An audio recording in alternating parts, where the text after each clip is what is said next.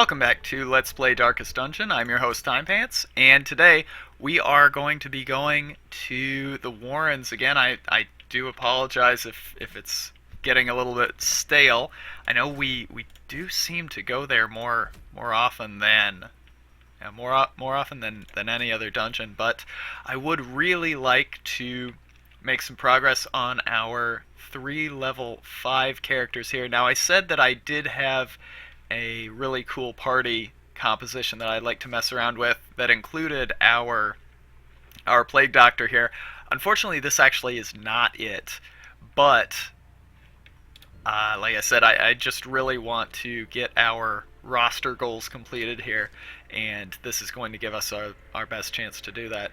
Now, unfortunately, at the end of our last mission, we came back to find that our leper here is weak with blood loss, and check that out, minus 20% damage. That hurts. So we are going to be using our we are going to be using our occultist's special ability to try and rectify that. And again, we're going to I thought this was over preparing for the last dungeon, and it turned out that nope, it was pretty much just preparing. But yeah, we'll bring this along. We are going to be venturing in the light just because, yeah, I am scared. This is a champion level dungeon, and we're not exactly rolling with what I would describe as the strongest party that we've ever used. It's a party that I think has a lot of versatility, but if we get shuffled, we're maybe not completely screwed, but we could have some issues. Now, fortunately, Levette is able to move forward and back by 2. Glanville is able to lunge to jump all the way up to the front, and actually we're just going to put him up in the front right now. But yeah, our leper is pretty sensitive. He has to be in the front too, or else he's going to be garbage. I am sure you know that at this point, but yeah, we need to be a little bit careful here. Let's see, Tiger's Eye, I think we're going to give that to, gosh, we're going to give everything to our leper here? Maybe we are, but I don't actually feel bad about that. Now, yeah, unfortunately we don't have a lot of really great buffs here.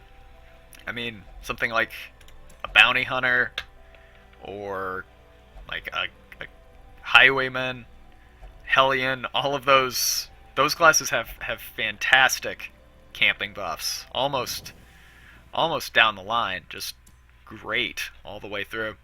Complete 100% of room battles. Okay. So yeah, it does kind of hurt to, well, that kind of hurts. It does kind of hurt to be in a party that doesn't really get a ton of benefit out of camping early, but it does offset the 20% damage loss that we're dealing with. This is just about a nightmare scenario. In all seriousness, this is really, really bad. So slip back here. Yeah, this is bad. This is really bad. If Levette got moved there, that could have been terrible. Heroic End, I think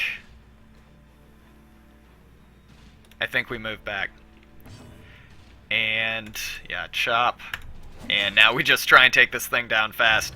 Yeah, I think Patras is our primary damage dealer, and he does have sort of the highest ability to... He does sort of have the highest ability to tank damage, so we do need him to be here in the front, where most enemies do generally target the front too. Yeah, we lost Sacrificial Stab, so yeah, I think this is the way to go here. We hit for 17, but you can see it still has 1 hit point left because of fractional hit points. It's not terrible. I mean, obviously it's far from ideal, but we're going to be okay. If we get one more swing on the back row with that AoE, it's going to be fine. We can actually get the kill here, which would be good. Yeah. Yeah, why don't we do that? Prodigious size alone does not dissuade And the sharp now, blade.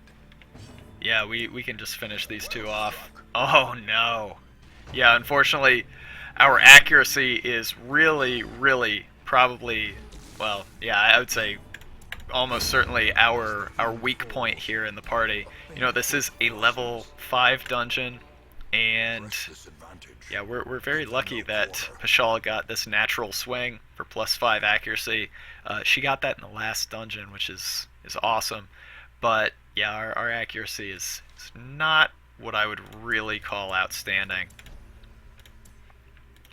But that said, yeah, let's see, 5 accuracy from the trinket, right? Yeah. That said, I think we're gonna be okay. Great use of a key there.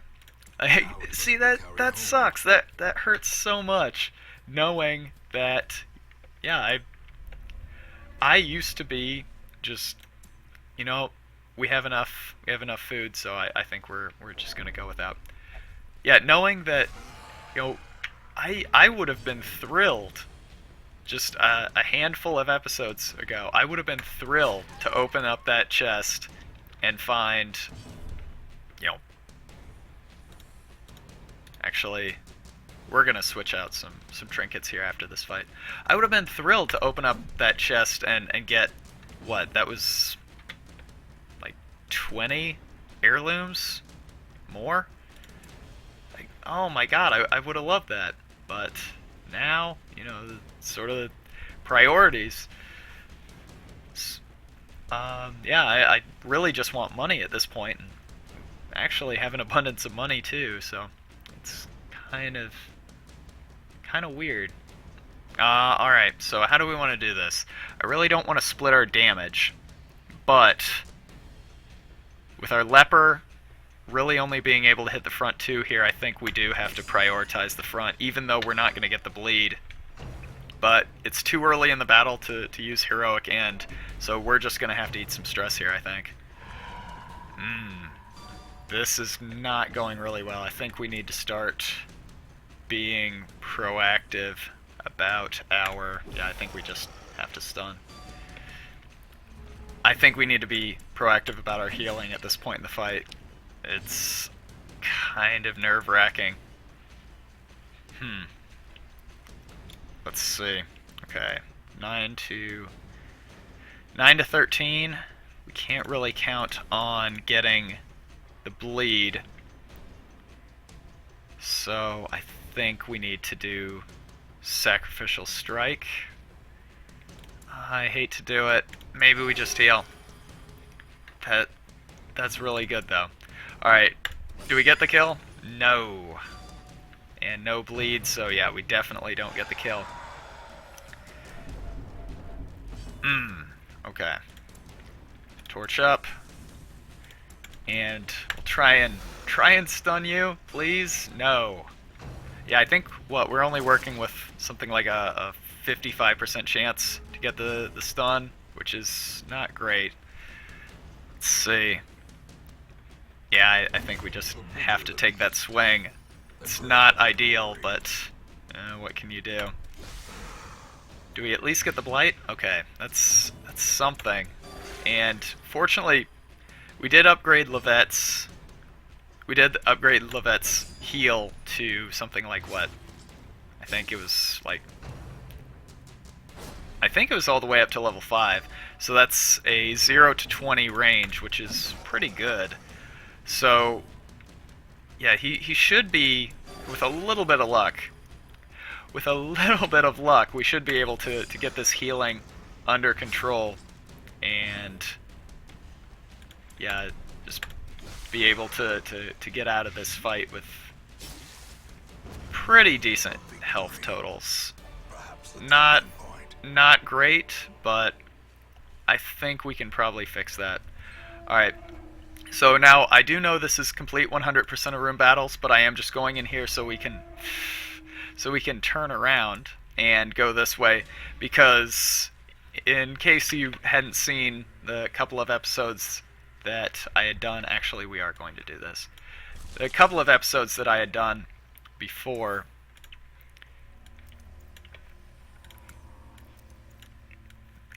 yeah, walking backwards in these hallways actually accrues a pretty sizable amount of stress that we want to avoid taking if at all possible.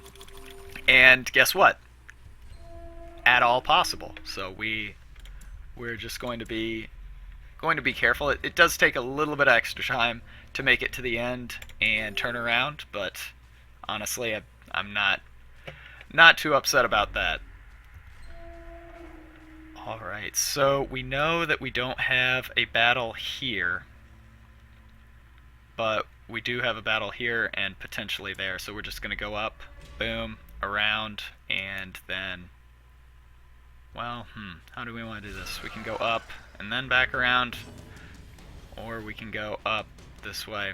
Yeah, I think we actually should go up this way. Alright, let's see here. How do we want to do this? Solo is a tremendous waste, so we're not going to do that. Alright.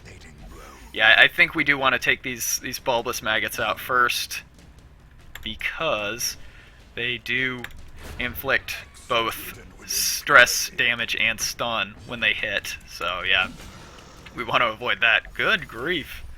Patras. Like, when the leper crits, I mean, what, Patras's crit chance is like 11%? It's not great, but yeah, when those lepers crit, you know the bad guys feel it. So yeah, it's really nice to have him in point for our party. Alright, and we are done. He is dead. So, we don't have the heal. Oh, we do. Okay, great. We do not have much of an oh, that's a stress heal. Well, I'm dumb. Anyway, I think he has a self-heal also. I think. In Radiance, may we find victory. Let's see. Does he have a heal? He does. Solemnity. Actually, why don't we do that? Because, yeah, I'm actually not really impressed with Intimidate. Alright, let's see. Who is going to get their... Who's going to get... I would really like to get rid of Calm. So maybe him. Neither of these is too terribly debilitating. These are all pretty bad. Well, not all of them. Some of them are pretty bad. But I think we're going to try and get Patras's Calm removed because, yeah, him getting a swing in the first round is, I would say, of critical import. So, resolution. That was not the one we wanted removed. Like, his preferred form of stress relief is really not that big a deal. So let's see here. We can do Abyssal Artillery, 7 to 9, or Sacrificial Stab. I think Abyssal Artillery. I would have liked to have gotten a crit there, but it's no big deal. Oh no, that's not good. We do need to, take out these two minor minions in the back, just because, yeah, they're his. If I've never gone through this before, well, this must be your first time watching.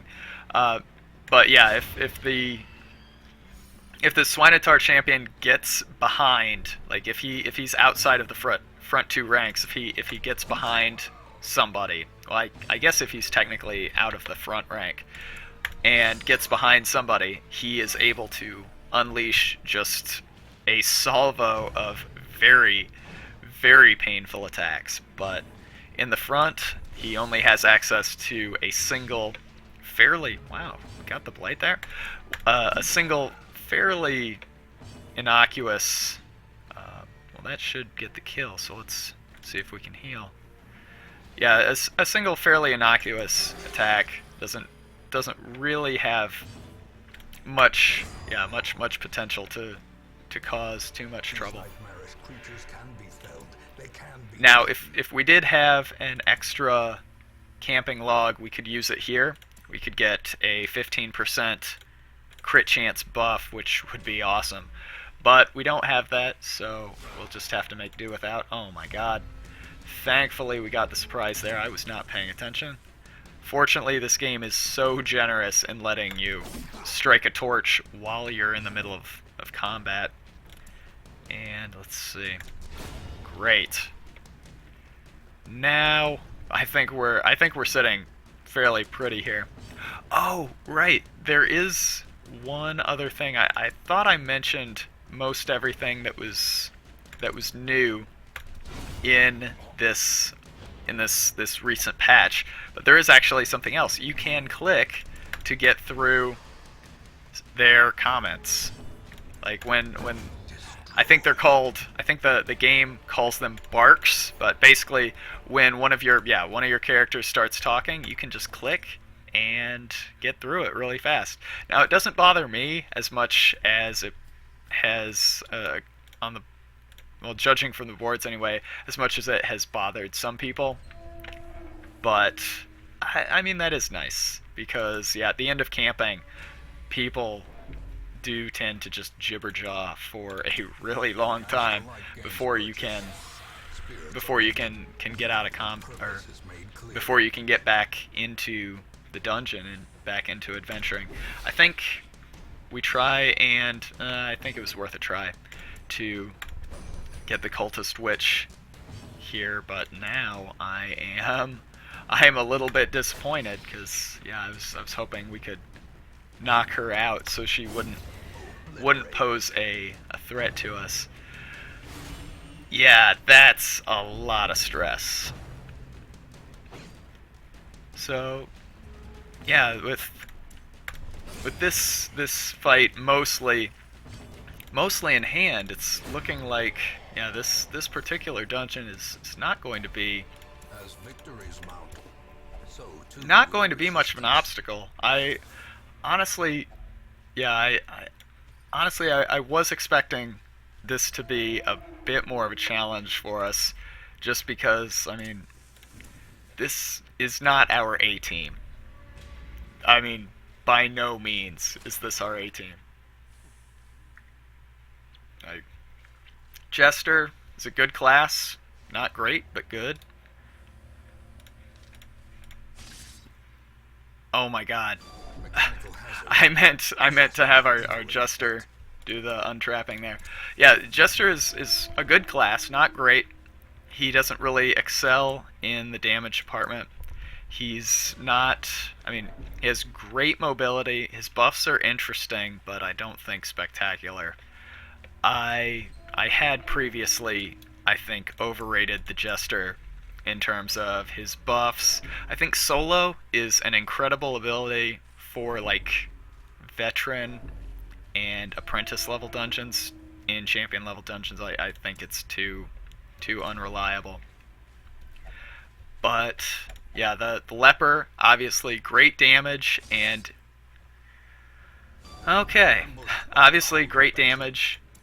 He has amazing damage output. I mean, I really don't want to underrate that. But his lack of mobility and the fact that, you know, if he gets shuffled, it's trouble. I mean, it's not just, well, good. It's not just that he is suboptimal in the back two ranks. It's that he's, you know, completely fucking useless. But at the same time,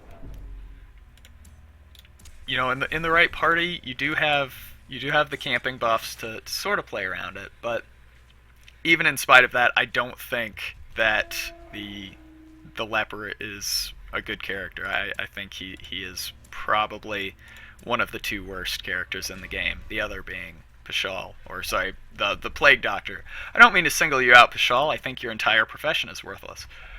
Let's see. What are we gonna do here? You know, I think we give Patras the damage because I think he does have the accuracy now to...